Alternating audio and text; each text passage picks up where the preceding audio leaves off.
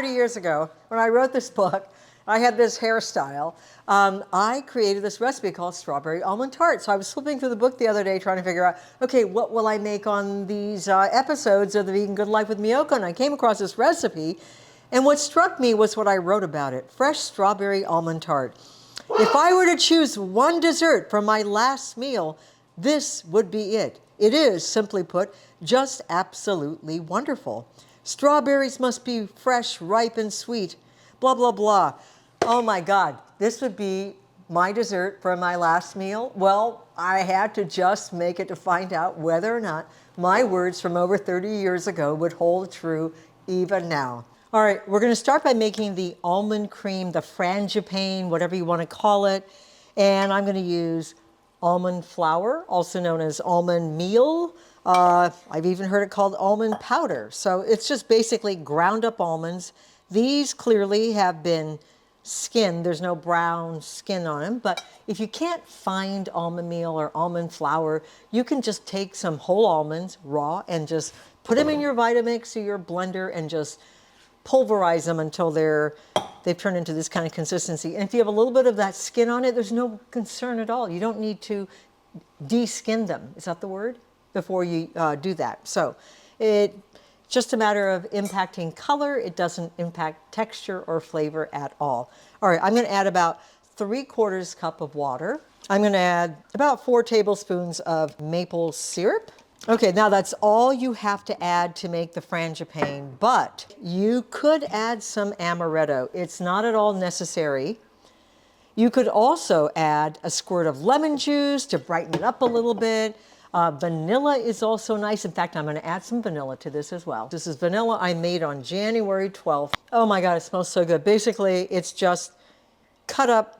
I had a few spare vanilla bean pods lying around. So I just cut up the vanilla bean, soaked them in some alcohol that just been lying around that was never gonna get used up.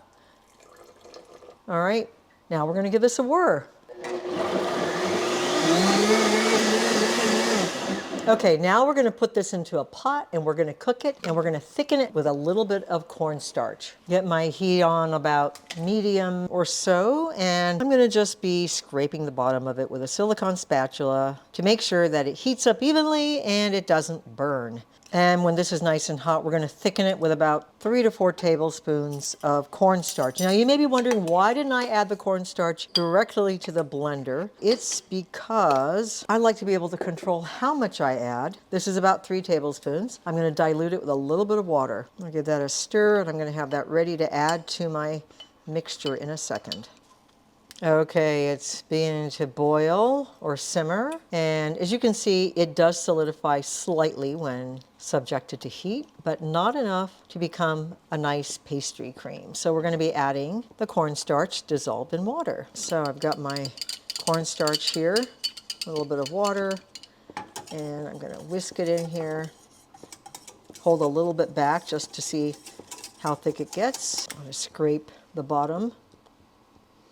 Ooh, it's already getting lumpy. We can smooth all of that out with a whisk in a second. Now this will thicken up a little bit more as it cools as well. I'm gonna add a little bit more and then I think we're good. Now use cornstarch, don't use tapioca for this. Tapioca or potato starch will make this stretchy and gooey and you don't want that. You just want sort of a tender custard texture, not something stretchy and gooey. It's not cheese we're making a custard, a Frangipane custard. There we go. Okay, so that's good. Now we're just going to turn the heat off and we are going to let this cool off. I'm going to put a lid on it so it doesn't form a skin. So we are going to make a very delicate crust and it's going to be made out of almond meal and pastry flour. Now what I have here is whole wheat pastry flour. You want a low gluten flour. So this is a perfect recipe that for a gluten-free flour. In fact, I don't have any. I have whole wheat pastry flour, so that's what I'm using. And I'm going to use equal quantities, a cup of whole wheat pastry flour and a cup of the almond meal. We're going to stir that together. And today I do have some vegan butter, and I have an all-new method for making butter. The simplest way to make vegan butter I swear to God. I just made tons of it and put it in the freezer. I have several different kinds of butter, and this is the hard butter, the classic butter. And I need about a half a cup, which is 8 tablespoons. So 8 tablespoons is 4 ounces, just in case you want to weigh it. But now we're going to cut this in here using a pastry cutter. And you can leave nice big chunks that will help the pastry be as flaky as possible. This is a very delicate, slightly soft dough. A little hard to work with unless it's chilled, so we're going to have to put it back in the refrigerator for a little bit before we can work with it. Okay, you see those big lumps in there, and that's okay. You can leave those lumps. So now I'm going to add some maple syrup, maybe about 3 tablespoons. 1, 2. Miyoko's very precise way of measuring. And you can add some water at this point, a little bit of ice water just to hold it all together. You could also add a little bit more amaretto, and we're just gonna mix this all together. So I probably added maybe a little, like a tablespoon of amaretto to this. Give it some more flavor. And you squeeze, and if it doesn't hold together, you need a little bit more liquid. I'm gonna add a splash more amaretto. And I bet this will turn into a ball now. Let me just check it out. Yep, I think so. So now I'm gonna just kind of form a ball with this, and we're gonna refrigerate it for a little bit before we roll it out. So it will hold together now. Okay, I'm gonna wrap that up and put it in the fridge. So I'm gonna make a strawberry glaze, and I have about, I have 2 large pint baskets of strawberries.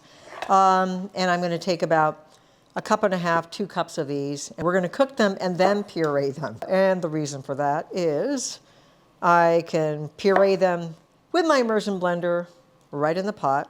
And if I puree them before I cook them, I get this sort of pink frothy stuff, and I don't get this nice clear glaze that I want. And we're gonna sprinkle this with about 3 or 4 tablespoons of regular sugar. You can add agave if you like, but we do want something clear. Maple syrup, we don't want that. Won't quite taste right with the strawberries. It's great with the frangipane, it's great for the crust, but not for the strawberries.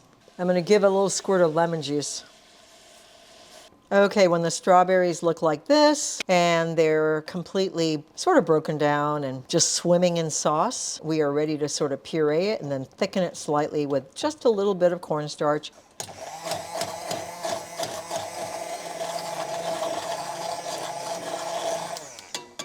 All right, I'm going to thicken it up with a little bit of cornstarch, not too much, just to give it sort of a glazy consistency. And remember, it's going to thicken up as it cools, so we don't want to add too much more. Now, of course, you can make a glaze just with a lot of sugar, but I have opted to reduce the sugar and just add a little bit of cornstarch to thicken it. And that is now done. I'm going to turn it off, and we're going to go back to the crust. My dough has been in the refrigerator for about 30 minutes. You can chill it longer, but I think I can work with this now. So I'm gonna start rolling it out. And I like to do it between 2 pieces of parchment. That way I can just peel the parchment off. It is a relatively soft dough, so know that as you're making it. All right, let's see if this is big enough. Just a tad bit more, I think.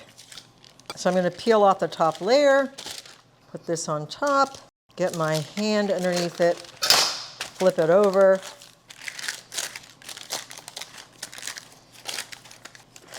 And then try to peel this off.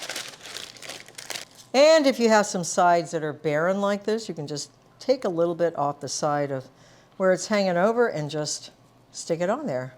Make your life easy. I'm going to poke this with a fork to let the steam out because I'm going to bake it, as they say, blind without anything in it. We don't want the middle to rise up very much. This will allow some of the steam to come out. And I'm going to stick this in the freezer because if I put this in the oven right now, it's just going to completely melt. And I'm going to make a little one for myself. Now, if you're really, really lazy, here's another little trick. You can just do this with your hands like this. If you're making little tarts, you can just kind of get them in there without even rolling them. I know, don't ever tell a master pastry chef, but once you got all the fillings in there, nobody will ever know if you do a good job of doing this. Same thing, I'm gonna poke the bottoms and the sides, and then I'm gonna stick it in the freezer. Let me check my pie crust. Okay, they're pretty cold, so I'm gonna stick these in the oven now. The oven is beeping. The timer has gone off, which means I need to check the pie crust. Oh boy, these look perfect. And as you can see, they didn't rise and puff up because I poked a lot of holes in them. And then I have one right here for moi. So these, I just want to let them cool for a minute. Okay, I'm gonna get my... And then I have a choice of finishing the tarts off two ways. I can just fill them with a frangipane, top them with the fresh strawberries, put the glaze on it, refrigerator, and it's done. That should be eaten fairly quickly within a few hours because this tender crust can tend to get soggy. The alternative is to brush a little bit of melted chocolate on here and then fill it with frangipane. So I might do that and reserve this for some guests tomorrow. All right, we're gonna do fans. I know that's fancy, it takes time, but I'm gonna do it anyway. I'm just melting some chocolate in my microwave. Chocolate you don't want to overheat.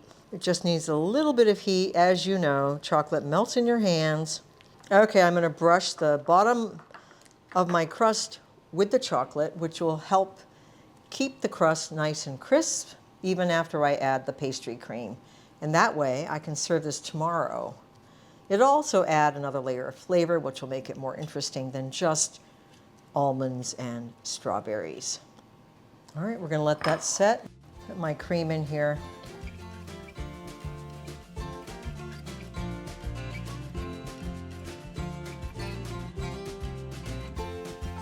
Okay, now I'm going to put the glaze on top.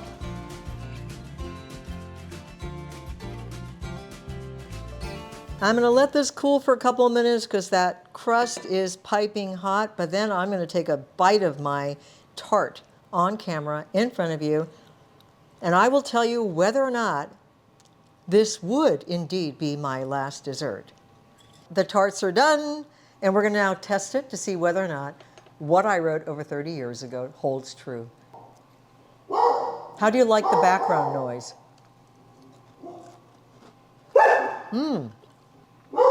You know, I would say that's still pretty damn good. It's kind of my kind of dessert. I like desserts that are simple, clean, elegant, with different textures. I've got this wonderful almond short crust that is crispy and light and delicate. And I got the creamy almond cream. I've got these really great strawberries. They're so sweet and delicious. I'd say it would still be in the top 5 or so last desserts. Well, that's the Vegan Good Life. So thanks for watching. We'll see you again. If you like this, please like and subscribe.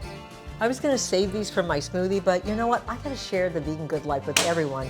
And Reggie, I think, would really appreciate these. Right, Reggie? Strawberry tops? Oh, yes. Madeline's coming too. Can we share some with Madeline? I know, that's so yummy, so yummy.